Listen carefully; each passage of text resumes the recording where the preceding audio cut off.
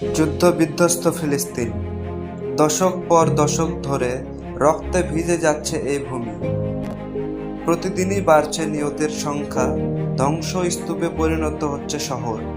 শিশুদের কান্না, মায়েদের আহাজারি আর শরণার্থীদের দীর্ঘশ্বাস আজ ফিলিস্তিনকে করে তুলেছে পৃথিবীর সবচেয়ে অস্থির একটি ভূখণ্ড। কিন্তু প্রশ্ন হচ্ছে, আর কতকাল এই অবরুদ্ধ জীবনযাপন চলবে? আর কবে ফিলিস্তিন একটি স্বাধীন রাষ্ট্র হিসেবে আত্মপ্রকাশ করবে? 1948 সালের ইসরায়েল রাষ্ট্র প্রতিষ্ঠার পর থেকেই ফিলিস্তিনের দুর্দশা শুরু। একদিকে দখল, অন্যদিকে গৃহহীনতা। প্রায় 70 লাখ ফিলিস্তিনি আজও শরণার্থী জীবন কাটাচ্ছেন।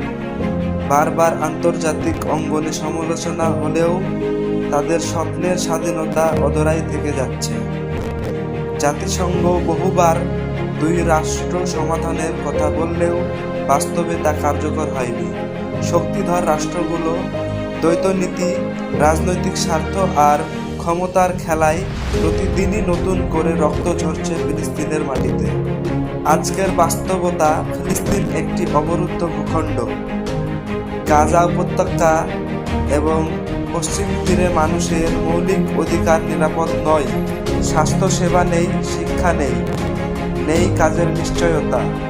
দিন দিন মানবিক সংকট ভয়াবহ রূপ নিচ্ছে। ফিলিস্তিনের রাজনৈতিক ঐক্য, কূটনৈতিক শক্তি এবং আন্তর্জাতিক সমর্থন ছাড়া স্বাধীন রাষ্ট্রের স্বপ্ন পূরণ সম্ভব নয়। তবে ইতিহাস সাক্ষী, যত দেরি হোক না কেন, দমন পীড়নের বিরুদ্ধে জনগণের সংগ্রাম কখনো থেমে থাকে না।